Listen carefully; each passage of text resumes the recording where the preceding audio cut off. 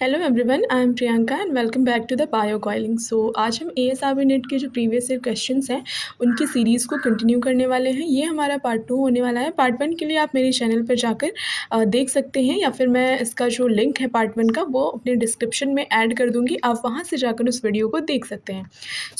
हमारा जो पहला क्वेश्चन है वो है inhibition of glycolysis by oxygen is known as.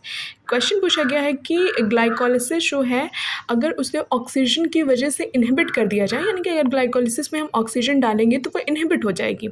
तो इस प्रोसेस को हम क्या कहते हैं? तो सभी आप सभी जानते हैं कि जो ग्लाइकोलिसिस होती है वो एक तरह की एनाएरोबिक प्रोसेस है, यानी कि इसमें ऑक्सीजन की ज़रूरत नहीं होती है। तो अगर ऑक्सीजन डाल दिया जाए, ऑक्सीजन प्रेजेंट है, तो फिर ग्लाइकोलिसिस पे क्या इफ़ेक्ट पड़ेगा, ग्लाइकोलिसिस की जो प्रोसेस है उस पर क्या इफ़ेक्ट पड़ेगा, ये क्वेश्चन पूछा गया है। तो इस इफ़ेक्ट को, इस प्रोसेस को जो है वो हम पार्शियल इफ़ेक्ट कहते हैं। तो ग्लाइकोलिसिस जो होती है आप सभी जानते हैं कि वो एनाएरोबिक प्रोसेस है। तो अगर उसमें ऑक्सीजन प्रेजेंट होगी तो ग्लाइकोलिसिस का जो रेट है वो कम हो जाता है। और जो क्योंकि ग्लाइकोलिसिस एनाएरोबिक प्रोसेस है तो उसमें जो एटीपी का अमाउंट है वो कम बनता है। ग्लाइकोलिसिस क्या है? एक तरह का रेस्पिरेशन का प्रोसेस है। रेस्पिरेशन में क्या होता है? हमें एनर्जी मिलती है, कार्बोहाइड्रेट्स ब्रेक होते हैं और हमें एनर्जी मिलती है एटीपी के फॉर्म में। तो ग्लाइकोलिसिस जब एनाएरोबिक प्रोसेस है तो वहाँ पे एनर्जी का जो अमाउंट होता है वो बहुत कम होता है। पर अगर जब ऑक्सीजन प्रेजेंट होगी तो जो ग्लाइकोलिसिस का प्रोडक्ट है वो क्रेब्स साइकिल में एंटर होगा और उसके बाद से एटीएस में, और वहाँ से हमको ज़्यादा एटीपी मिलेंगे, यानी कि हमको टोटल जो है 36 से 38 एटीपी हमको मिल जाती हैं। लेकिन अगर ग्लाइकोलिसिस हो गई और पाइरूवेट बना और वो ऑक्सीजन प्रेजेंट नहीं है तो उसका जो प्रोडक्ट है वो एंटर नहीं करने पाएगा।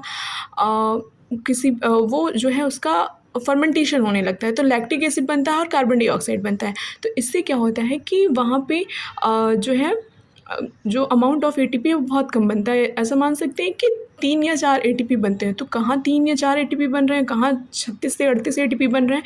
तो जो हमारी सेल होती है, कोई भी माइक्रो ऑर्गेनिज्म हो गई या फिर हमारी सेल हो गई या फिर प्लांट की सेल हो गई, सब में ग्लाइकोलिसिस होती है। तो ग्लाइकोलिसिस कोई भी जो सेल है या फिर कोई भी चीज़ है तो वो जहाँ पे किसी को बहुत ज़्यादा मिल रहा है वो उस तरफ मूव करेगा। तो ऐसे ही ग्लाइकोलिसिस भी होती है, जहाँ पे अब ऑक्सीजन के प्रेजेंस में तो एटीपी ज़्यादा बन रही है। अब सभी को एनर्जी की ज़रूरत तो सभी को है, चाहे वो कोई भी ऑर्गेनिज्म हो, चाहे प्लांट हो, चाहे एनिमल हो। तो वो वहाँ पे मूव करेगा जहाँ पे उसको एनर्जी ज़्यादा मिल रही है। जहाँ पे एनर्जी कम मिल रही है वहाँ पे वो नहीं जाना चाहेगा। तो जब वो एनर्जी जहाँ ज़्यादा मिल रही है वहाँ मूव करेगा, तो जहाँ पे एनर्जी कम मिल रही है उसका तो रेट डिक्रीज़ हो जाएगा। तो यही जो इफ़ेक्ट है कि मतलब ऑक्सीजन की वजह से ग्लाइकोलिसिस का रेट जो है वो कम हो जाता है।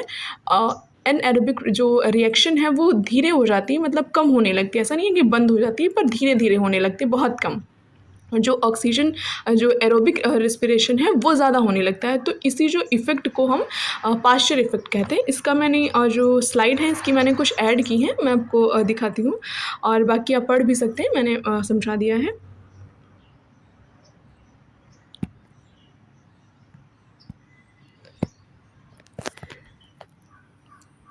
यहाँ पर आप देख सकते हैं पार्शियल इफ़ेक्ट को।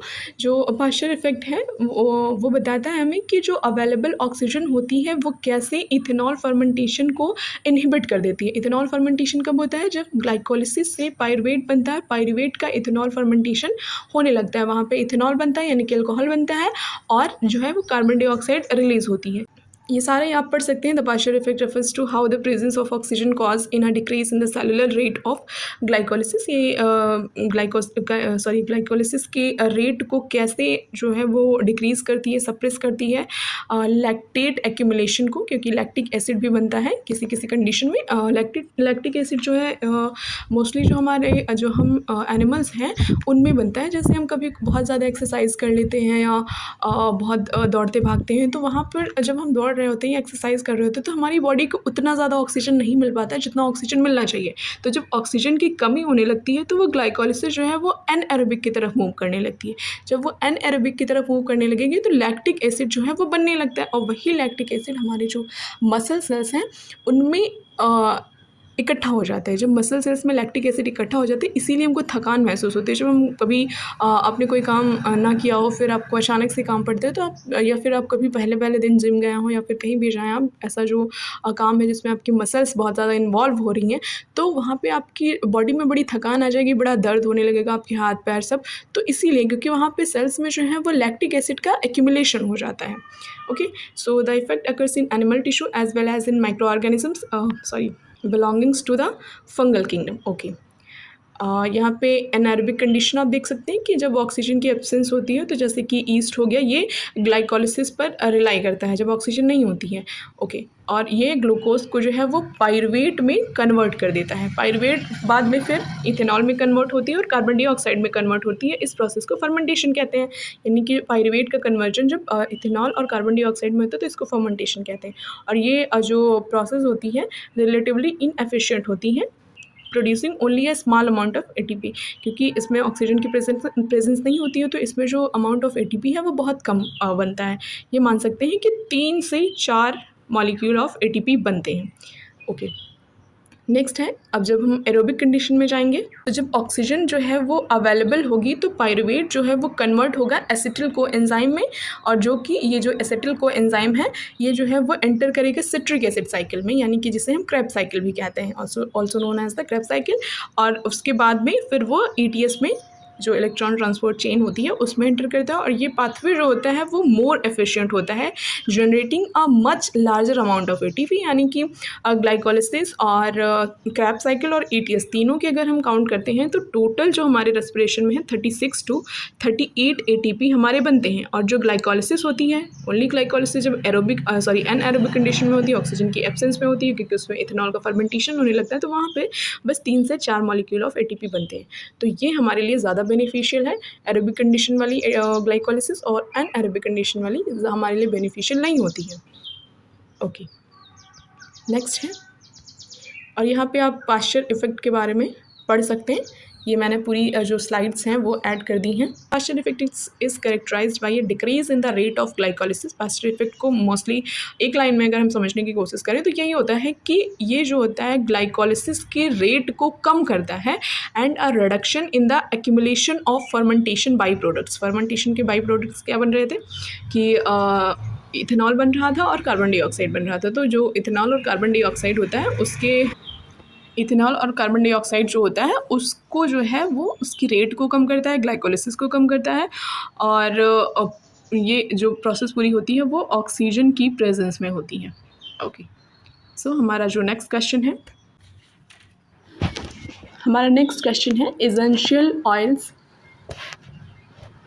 Essential oil contain.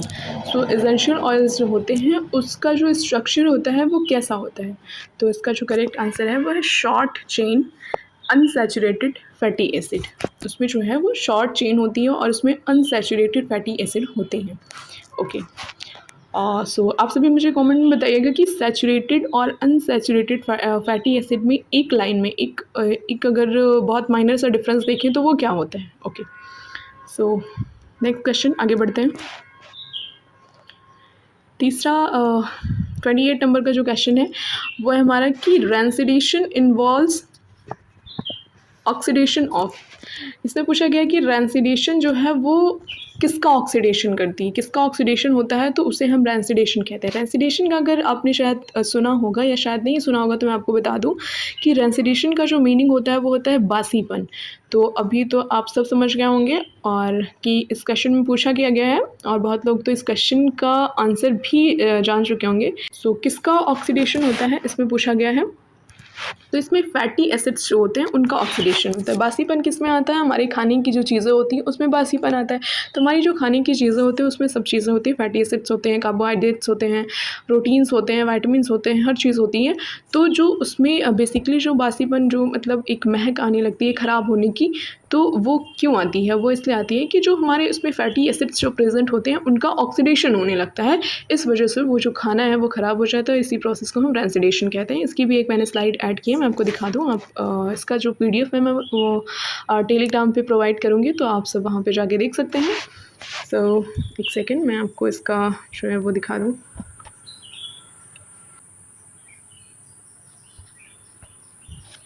सो ये है आपका जो रनसिडिटी, ये आप पढ़ सकते हैं। 29 क्वेश्चन है, 29 नंबर क्वेश्चन है कि amylose and amylopectins are the units of. ये क्वेश्चन तो आई थिंक बहुत बहुत बहुत ज़्यादा इजी है।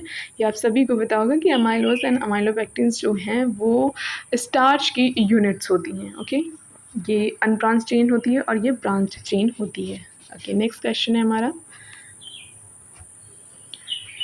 Dihydroxy acetone don't have chiral carbon atom therefore it does not suit.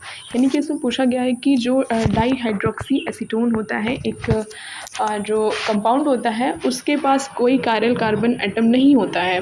तो इसलिए अगर उसमें कायरल कार्बन एटम नहीं होता है तो वो क्या शो नहीं कर सकता है।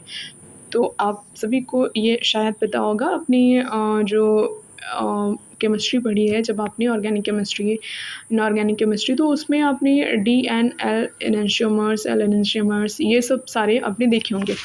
तो यहाँ पे जो इसका करेक्ट ऑप्शन आंसर होगा वो होगा डी एन एल एनेंशियोमर्स। जो कायरल कार्बन नहीं होते हैं उनमें डी एन एल एनेंशियोमर्स वो शो नहीं कर सकते। एनेंशियोमर्स क्या होते हैं कि डी एन एल एनेंशियोमर्स को वो शो नहीं कर सकते हैं, नहीं कर सकते। कायरल कार्बन का मतलब क्या होता है कि यहाँ पर एक कार्बन है और ये इसके जो चारों बॉन्ड है, कार्बन की वैलेंसी आप सभी जानते हैं कि कार्बन की वैलेंसी 4 होती है। तो यहाँ पे जो चारों एटम्स या फिर कंपाउंड्स जुड़े होंगे वो सारे के सारे अलग होंगे। So you can see here कि जो डी एन एल शुगर्स होती हैं, तो इसमें ये एक फिशर नामक एमएल फिशर एक साइंटिस्ट थे। इन्होंने इस प्रोजेक्शन को जो है वो दिया था, इसीलिए इसको जो है हम फिशर प्रोजेक्शन भी कहते हैं। तो इसमें जो बताया गया है कि जो कायरल कार्बन होते हैं, अगर राइट के साइड पे OH ग्रुप जुड़ा हुआ है तो उसको हम जो है वो डी से डिनोट करते हैं, डी एनेंशियोमर्स कैसे कहते हैं, या फिर जो भी जो कंपाउंड होता है उसका नाम होता है, डी आगे लिख के और उसको करते हैं। जैसे यहाँ पर डी ग्लूकोज लिखा हुआ है।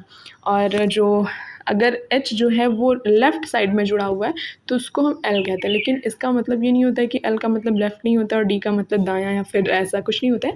D का मतलब होता है डेक्स्ट्रो एंड L का मतलब होता है लीवो। तो ये जो है वो एक तरह से लैटिन वर्ड्स हैं, तो उसके सेंस में ये जो है वो दिए गए हैं, बट आप समझने के लिए ऐसा कर सकते हैं। सो जैसे यहाँ पे आप D glucose and L glucose को देख सकते हैं, तो ये दोनों क्या है, ये आपस में इनैंशियोमर्स हैं। क्योंकि इनमें क्या फ़र्क है कि यहाँ पे तो इसमें क्या दिया हुआ है कि एक बार जो OH ग्रुप है वो राइट साइड में है, एक में जो है वो लेफ़्ट साइड में है। तो इसलिए जो है इनको हम दोनों में बस इतना सही फ़र्क है, तो इसीलिए हम इसे डी ग्लूकोज कहते हैं और एल ग्लूकोज कहते हैं। तो इसको डी और एल कहते क्यों हैं? क्योंकि जब हम एक प्लेन पोलराइज्ड लाइट होती है तो उसको जब हम किसी भी मॉलिक्यूल पे डालते हैं तो वो जैसा रोटेशन शो करती है, जैसे रोटेशन, अगर डेक्स्ट्रो रोटेशन शो कर रही है वो, तो हम उसको डी मतलब कह देंगे, और अगर वो लीवो रोटेशन शो कर रही है तो उसको हम एल कह देंगे। तो उसी के बेसिस पे ये रखे गए हैं। आपके पास 2-3 एग्जांपल्स हैं, मैंने यहाँ पे ऐड किए हैं। तो जैसे एक एलानिन का एग्जांपल है DNL, यहाँ पे अमाइनो ग्रुप देख सकते हैं कि दोनों तरफ जुड़ा हुआ है, एक लेफ़्ट है एक राइट है, और यहाँ पे डी ग्लिसरॉल्डिहाइड है। Okay, so you can see here, और आप इसे पढ़ सकते हैं बहुत अच्छे से। ओके, नेक्स्ट क्वेश्चन पर हम मूव करते हैं। अगला जो हमारा क्वेश्चन है, glyceraldehyde and dihydroxyacetone are the examples. आप ये दो आपको जो है कंपाउंड्स दिए गए हैं, इनको आपको बताना है कि ये किसके एग्जांपल्स हैं। सो ये मोनोसैकेराइड्स हैं, डाइसुगर्स हैं, ट्रायोस सुगर्स हैं, या पेंटोस सुगर्स हैं, ये आपको बताना है। तो ये जो होती हैं ये ट्रायोस सुगर्स होती हैं। Okay, next question, enzyme cellulose synthase are found in. So I think आप समझ गए होंगे, सेलुलोज से ही आप समझ गए होंगे कि ये कहाँ पे पाया जा सकता है। सो इसका आंसर क्या है, वो इस जो एंजाइम सेलुलोज है, ये नाम से ही पता चल रहा है कि जो सेलुलोज एंजाइम है वो कहाँ पे प्रेजेंट हो सकता है। सेलुलोज सिंथेज ये एंजाइम का नाम है, और सेलुलोज जो है वो एक तरह का कार्बोहाइड्रेट है। सो ये प्लाज्मा मेम्ब्रेन में प्रेजेंट होता है, क्योंकि आप सभी जानते हैं कि जो प्लांट की सेल होती है वो सेलुलोज की ही बनी होती है। तो जाहिर सी बात है कि ये प्लाज्मा मेम्ब्रेन में ही प्रेजेंट होगा, क्योंकि यहाँ पर डिफाइन तो किया नहीं गया कि एनिमल सेल में या प्लांट सेल में। अगर दोनों डिफाइन करके दिया होता तो आप वहाँ पे प्लांट सेल लगाते, पर अगर नहीं दिया हुआ है तो आप प्लाज्मा मेम्ब्रेन ही लगाएंगे क्वेश्चन का आंसर। सो नेक्स्ट क्वेश्चन है, all intermediates of glycolysis between glucose and pyruvate are. तो इसमें पूछा गया है कि जितने भी इंटरमीडिएट्स होते हैं ग्लाइकोलिसिस में, ग्लूकोज से जब पायरुवेट बनता है तो उसके भी जितने भी इंटरमीडिएट स्टेजेस होती हैं उसमें एक कॉमन पाथवे क्या होता है। तो उसमें एक जो कॉमन रिएक्शन होती है, तो ग्लाइकोलिसिस में क्या होता है कि वहाँ पे फॉस्फोराइलेशन जो होता है वो होता है। इसलिए इसका जो करेक्ट आंसर हो जाएगा वो ऑप्शन नंबर फर्स्ट हो जाएगा, फॉस्फोराइलेटेड। मैं आपको इसका जो ग्लाइकोलिसिस का पाथवे है वो भी दिखा देती हूँ। ये जो है ये ग्लाइकोलिसिस का पाथवे है। यहाँ पर आप देख सकते हैं कि जितने भी स्टेजेस हैं उसमें ऑलमोस्ट सभी स्टेजेस में ग्लाइकोलिसिस जो फॉस्फोराइलेशन है वो हुआ है। सो नेक्स्ट क्वेश्चन की ओर बढ़ते हैं। सो हमारा नेक्स्ट क्वेश्चन जो है वो रेड्यूस्ड को enzymes NADH is produced in glycolysis during conversion of. जो ग्लाइकोलिसिस की साइकिल है तो उसमें जो रेड्यूस्ड NADH होता है वो कब बनता है, कब प्रोड्यूस होता है, किसके कन्वर्जन पे ये प्रोड्यूस होता है। तो मैं आपको ग्लाइकोलिसिस की साइकिल दिखाती हूँ, वहाँ पे आपको समझ में आ जाएगा कि ये कब रिलीज़ होता है। तो ये जो है ये ग्लाइकोलिसिस है। यहाँ पर आप देख सकते हैं कि कन्वर्जन पूछा गया, यहाँ पर पूछा गया है कि जो NADH है वो किसके कन्वर्जन पर बनता है। तो यहाँ पर आप देख सकते हैं ये वाला जो स्टेप है, यहाँ पर NAD जो है वो NADH में रिड्यूस हो रहा है। तो किसके कन्वर्जन पे हो रहा है, ग्लिसरॉल्डिहाइड 3 फॉस्फेट से 1,3 बिस फॉस्फोग्लिसरेट बन रहा है, तो इसके कन्वर्जन पे हो रहा है। तो अब आप क्वेश्चन का आंसर बहुत आसानी से लगा सकते हैं। सो अपने क्वेश्चन पर हम मूव करते हैं। सो हमारा नेक्स्ट क्वेश्चन है, mitochondrial electron transport system consist of. जो माइटोकॉन्ड्रियल इलेक्ट्रॉन ट्रांसपोर्ट सिस्टम है उसमें वो मतलब क्या कंसिस्ट करता है। इसमें पूछा गया कि उसमें जो हम पढ़ते हैं तो उसमें कुछ कॉम्प्लेक्सेस के बारे में पढ़ते हैं। तो इसमें पूछा गया कि कितने कॉम्प्लेक्सेस होते हैं। तो आप सभी को पता है कि उसमें 4 कॉम्प्लेक्सेस होते हैं, और जिसको नहीं पता है मैंने उसके लिए स्लाइड्स ऐड किए, आप उसको पढ़ सकते हैं। जिसको पता है वो भी पढ़ सकते हैं रिवाइज़ करने के लिए। सो मैं आपको दिखाती हूँ। यहाँ आप देख सकते हैं ATS कॉम्प्लेक्सेस के बारे में।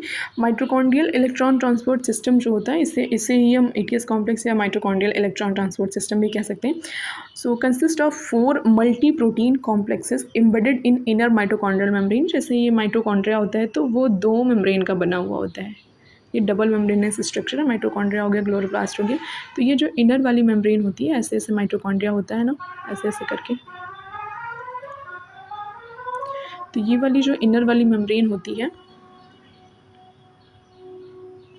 इनर वाली ये जो मेम्ब्रेन होती है, यहाँ पर जो है ये जो कॉम्प्लेक्सेस होते हैं वो प्रेजेंट होते हैं। यहीं पे ETS जो है वो चलते हैं, इलेक्ट्रॉन ट्रांसपोर्ट सिस्टम जो है वो चलता है। पहला जो कॉम्प्लेक्स है वो है, इसे हम NADH डिहाइड्रोजनेज भी कहते हैं कॉम्प्लेक्स 1 को।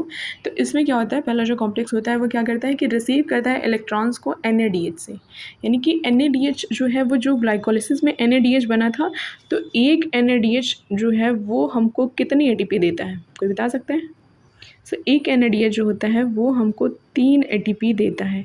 अब ये ATP हमको मिलती कहाँ पे है, तो ये ATP जो है इसका जो कन्वर्जन है ये NADH का, ये इसी ETS में होता है। ETS में NADP जाता है तो इसी में कन्वर्जन होता है। तो अब इसमें क्या बताया गया कि ये जो कॉम्प्लेक्स है, ये जो पहला वाला कॉम्प्लेक्स है, तो इसमें क्या होता है कि ये NADH जो है वो रिसीव किए जाते हैं, इलेक्ट्रॉन्स इससे रिसीव किए जाते हैं और प्रोटॉन्स को पंप किया जाता है across the inner mitochondrial membrane.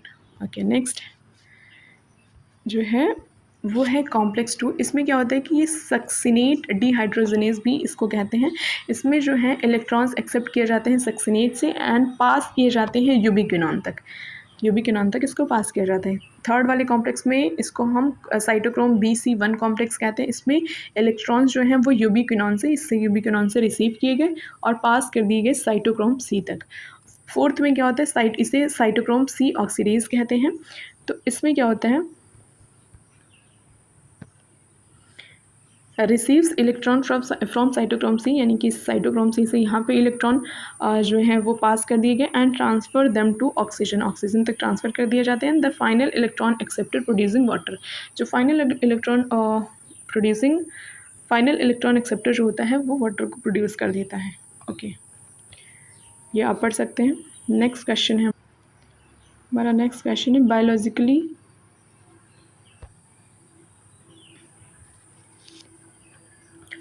Biologically most active natural cytokinin in plant is. Biologically जो मोस्ट एक्टिव नेचुरल साइटोकाइनिन होती है वो कौन सी होती है, जो कि प्लांट में प्रेजेंट होती है, क्योंककि साइटोकाइनिन जो होती है वो प्लांट में ही प्रेजेंट होती है। तो इसमें पूछा गया है कि कौन सी मोस्ट एक्टिव होती है। तो जो करेक्ट ऑप्शन है वो है ट्रांसजियाटीन। इसका जो करेक्ट ऑप्शन है ये है ट्रांसजियाटीन। नेक्स्ट क्वेश्चन है, the bonds between protein and amino acid molecule is known as. ये तो सबको पता होगा, बहुत बेसिक सा क्वेश्चन है। सो फाइनली आप देख सकते हैं कि इसमें क्वेश्चन कैसे पूछे जा रहे हैं, बेसिक भी, बहुत बेसिक भी पूछे जा रहे हैं, मॉडरेट भी पूछे जा रहे हैं, बहुत ज़्यादा हाई लेवल के भी पूछे जा रहे हैं। सो इसका जो करेक्ट ऑप्शन है वो है पेप्टाइड बॉन्ड। आप सभी जानते हैं कि जो प्रोटीन अमाइनो एसिड कई सारे अमाइनो एसिड्स जो हैं वो जुड़ते जाते हैं, तो इससे हम कई सारे जब जुड़ते जाते हैं ऐसे, तो यही जो चेन है वो प्रोटीन बनाती है। तो इन्हीं बॉन्ड्स को हम पेप्टाइड बॉन्ड्स कहते हैं।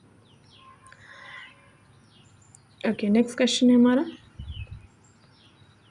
Term lipid was first time use by biochemist. जो लिपिड का टर्म है वो सबसे पहले किसने यूज़ किया था, कौन से बायोकेमिस्ट थे जिन्होंने इस टर्म को यूज़ किया था। तो इसका जो करेक्ट ऑप्शन है, करेक्ट आंसर है वो है ब्लू। तो एक चीज़ तो आपने ये भी देखी होगी कि इसमें साइंटिस्ट का नाम बड़ा पूछा जा रहा है। तो आप अगर कोई भी टर्म पढ़ रहे हैं जो बेसिक से टर्म है तो उनसे रिलेटेड साइंटिस्ट को भी आप याद रखें। ओके, नेक्स्ट क्वेश्चन है, स्क्लेरोप्रोटीन्स आर फाउंड ओनली इन। जो स्क्लेरोप्रोटीन्स होती हैं वो कहाँ पाई जाती हैं, फंजाई में, बैक्टीरिया में, एनिमल बॉडी में या ब्रायोफाइट्स में, किस में पाई जाती है। तो ब्रायोफाइट्स में तो बिल्कुल नहीं पाई जाएंगी, इसको तो हम पहले ही नेग्लेक्ट कर सकते हैं।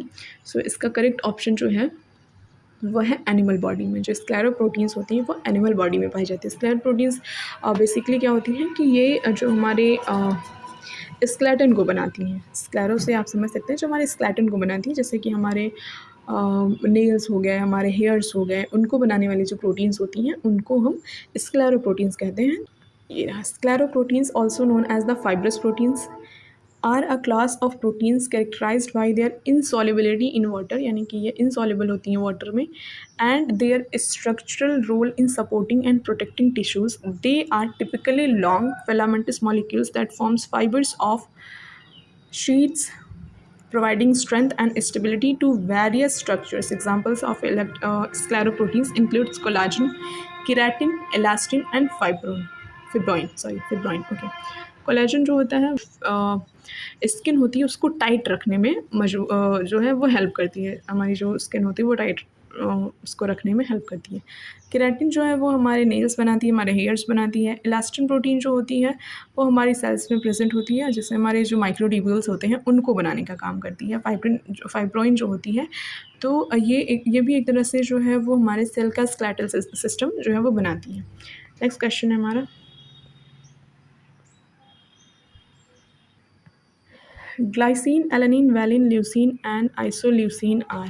इनमें पूछा गया है कि ये सारे जो हैं अमाइनो एसिड्स हैं, आप सभी को पता है। तो पूछा गया है कि ये सारे कैसे अमाइनो एसिड्स हैं, एलिफैटिक हैं, एरोमेटिक हैं, ग्लाइकोलिपिड्स हैं, स्टेरॉइडल अमाइनो एसिड्स हैं। सबको पता है कि ये अमाइनो एसिड्स हैं, तो ग्लाइकोलिपिड्स को तो हम बिल्कुल काट सकते हैं। बाकी इसमें से आपको बताना है कि ये कैसे अमाइनो एसिड्स होते हैं। तो इसका जो करेक्ट आंसर है वो है एलिफैटिक अमाइनो एसिड। ये जो है वो एलिफैटिक अमाइनो एसिड्स होते हैं। नेक्स्ट क्वेश्चन है, first stable product of Calvin cycle. इसको हम C3 साइकिल भी कहते हैं। जो पहला प्रोडक्ट होता है वो 3 कार्बन कंपाउंड कंटेनिंग होता है, 3 कार्बन कंटेनिंग कंपाउंड होता है, तो इसीलिए इसे हम C3 साइकिल भी कहते हैं। और ये क्या होता है, फॉस्फोग्लिसरिक एसिड होता है, 3 कार्बन का बना हुआ फॉस्फोग्लिसरिक एसिड होता है। सो इसका मैं आपको कैल्विन साइकिल दिखा भी देती हूँ, एक सेकेंड। ये रही आपकी कैल्विन साइकिल। सो यहाँ पर आप देख सकते हैं पहला स्टेप जो होता है वो,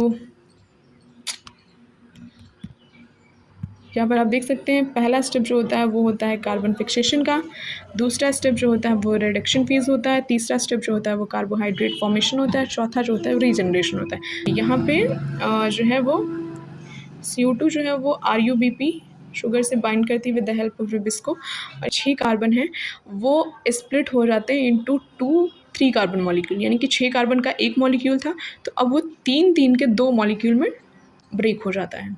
तो ये देखिए, ये जो 3 के मॉलिक्यूल में ब्रेक हुए हैं ये हैं 3 PGA यानी कि 3 फॉस्फोग्लिसरिक एसिड। तो ये जो है इसमें बदल जाते हैं। तो ये जो पहला जो इसका कंपाउंड बनता है वो 3 कार्बन का होता है, इसीलिए इसको हम C3 साइकिल कहते हैं। वैसे C4 साइकिल होती है, उसमें ऑक्सैलो एसिटिक एसिड बनता है जो कि 4 कार्बन कंपाउंड कंटेनिंग होता है, इसीलिए उसको हम जो है वो C4 साइकिल कहते हैं। नेक्स्ट क्वेश्चन है हमारा pentose phosphate pathway is also known as. जो पेंटोज फॉस्फेट पाथवे है उसको हम क्या कहते हैं?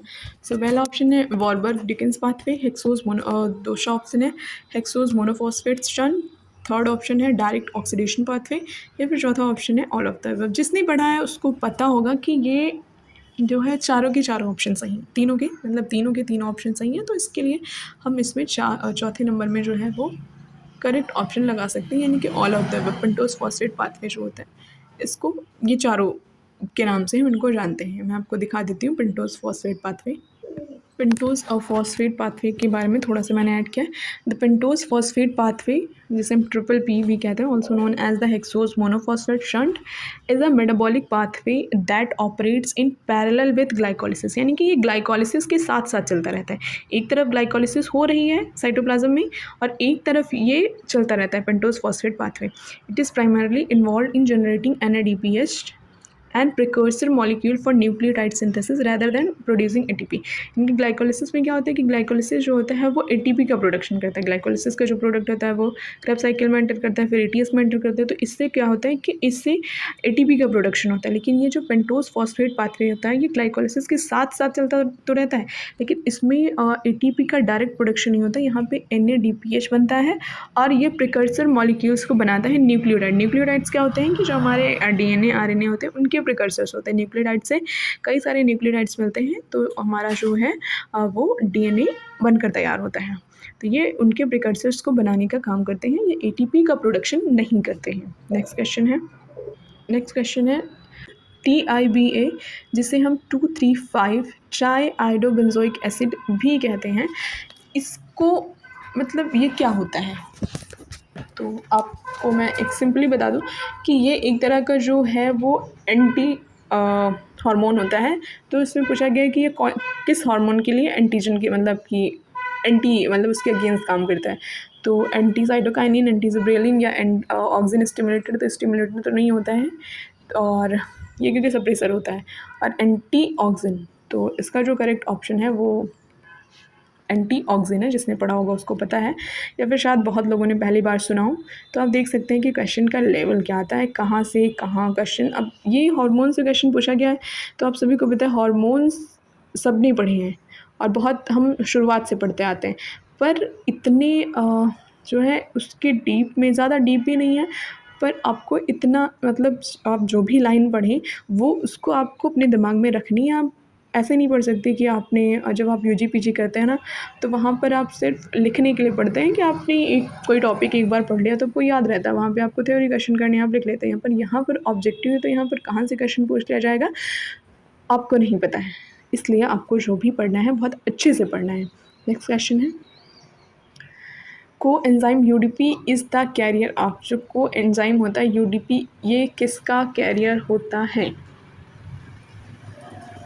तो ये जो होता है वो हेक्सोज शुगर मॉलिक्यूल का कैरियर होता है। इसको मैं डिटेल में दिखा देती हूँ। सो आप यहाँ पे देख सकते हैं मैंने स्लाइड ऐड की है। तो UDP जो होते हैं ये बेसिकली सेलुलर प्रोसेसेस में इन्वॉल्व होते हैं और इनका जो काम होता है वो कार्बोहाइड्रेट मेटाबॉलिज्म का होता है और ग्लाइकोसाइलेशन करते हैं ये। ओके, सो नेक्स्ट क्वेश्चन है ट्रिप्सिनोजन, पेप्सिनोजन एंड प्रोकार्बोक्सीपेप्टिडेज आर। यहाँ पे वो करना था, मिसप्रिंट हो गया है।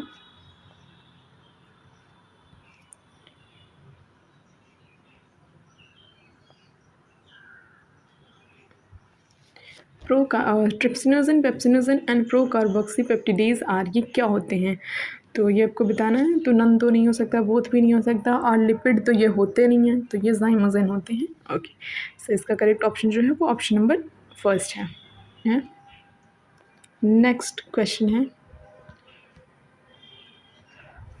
Except catalytic RNA molecule all enzymes are. इसमें पूछा गया है जो कैटालिटिक RNA मॉलिक्यूल होते हैं, यानी कि जो RNA का कैटालिसिस करते हैं, यानी कि कैटलिस्ट की तरह वहाँ पे काम करते हैं, उनको छोड़कर सारे जो एंजाइम्स होते हैं वो क्या होते हैं?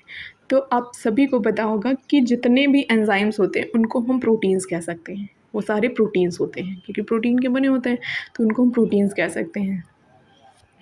तो इसका जो करेक्ट ऑप्शन है वो है प्रोटीन्स। नेक्स्ट क्वेश्चन है, the enzyme lactate dehydrogenase is the first enzyme discovered in isozyme form and which converts, यानी कि जो एंजाइम है लैक्टेट डिहाइड्रोजिनेज वो पहला एंजाइम है जो कि डिस्कवर किया गया था आइसोजाइम में, आइसोजाइम के फॉर्म में। तो ये क्या काम करता है, वो किसका कन्वर्जन करता है बेसिकली। तो इसका जो करेक्ट ऑप्शन है वो है lactate and pyruvate, sorry lactate into pyruvate, यानी कि ये लैक्टेट को पायरुवेट में कन्वर्ट कर देता है।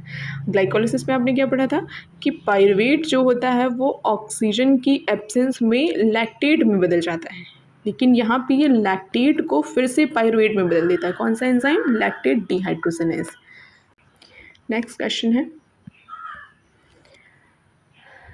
RNAs P and self-splicing group first introns are the best known. RNA-P and RNase polymerase and self-splicing group first introns जो होते हैं उनको हम कैसे जानते हैं, मतलब उनको बहुत अच्छी तरीके से अगर हमें डिफाइन करना हो तो हम क्या कह सकते हैं।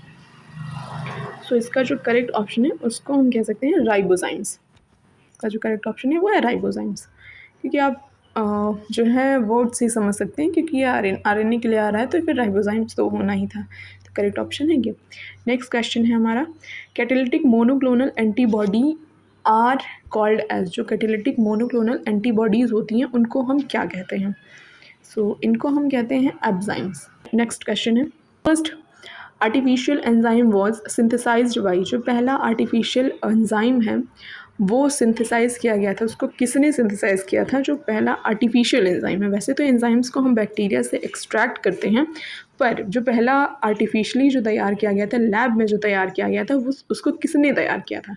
तो इसका जो करेक्ट ऑप्शन है वो है गुट्टेबी एंड मैरीफील्ड। अपनी कल की सीरीज़ में जो मैंने इसके पहले सीरीज़ जो अपलोड की थी 25 क्वेश्चंस की, उसमें आपने देखा होगा कि 2-3 क्वेश्चन थे उसमें भी जिसमें साइंटिस्ट को पूछा गया है, और इसमें भी आपको 3 या शायद 4 क्वेश्चन आपको मिले होंगे जिसमें साइंटिस्ट का नाम पूछा गया। तो और ये सारे के सारे अब प्रीवियस ईयर क्वेश्चन है, क्योंकि प्रीवियस ईयर क्वेश्चन को रिलीज़ तो नहीं करता ASRB, पर ये मेमोरी बेस्ड क्वेश्चन है जो मेरे कुछ खुद के हैं और कुछ जो हैं वो मैंने किसी और से लिए हैं जिन्होंने एग्ज़ाम्स दिए थे, जिन्हें पता था, तो उनके बताए हुए ये क्वेश्चंस हैं। तो आप देख सकते हैं कि आपको किस तरह से पढ़ाई करनी है। अब इसके आगे अगर आप कमेंट में बताएंगे तो मैं इसी सीरीज़ को कंटिन्यू करूँगी, वरना मैं कुछ MCQs लेके आऊँगी और शायद थ्योरी क्वेश्चंस भी, थ्योरी पोर्शन भी इसके लिए ASRB नेट के जो एग्रीकल्चर बायोटेक्नोलॉजी ट्रेड है उसके लिए। सो अगर आप कमेंट में बताएंगे तो मैं ज़रूर लेकर आऊँगी। और थैंक यू सो मच, और मिलते हैं नेक्स्ट वीडियो में। यहाँ हमारे क्वेश्चन जो हैं वो एंड होते हैं, अब इसके आगे तो क्वेश्चंस नहीं हैं और आगे के क्वेश्चन हम कल देखेंगे। So thank you so much, और वीडियो को लाइक कीजिए, सब्सक्राइब कीजिए, कमेंट में बताइए कि आपका फीडबैक कैसा रहा, आपके लिए ये कितने हेल्पफुल हैं और मतलब आपने इनसे क्या सीखा, क्योंकि आपका जो फीडबैक है वो हमारे लिए बहुत मायने रखता है। इसके लिए उससे हम ये सीखते हैं कि हमारी मेहनत में अभी कितनी कमी है। तो फीडबैक हमें ये बताता है कि हमारा पॉजिटिव सेंस जो है वो कितना ग्रो कर रहा है, नेगेटिव सेंस जो है वो कितना ग्रो कर रहा है। सो आप अपना फीडबैक ज़रूर दीजिए। थैंक यू सो मच, और चैनल को लाइक, सब्सक्राइब, कमेंट ज़रूर करिए एंड अपने दोस्तों तक शेयर करिए जिन्हें ASRB नेट का एग्ज़ाम देना है एग्रीकल्चर बायोटेक्नोलॉजी के लिए। So thank you so much, मैं हूँ प्रियंका एंड मिलते हैं नेक्स्ट वीडियो में।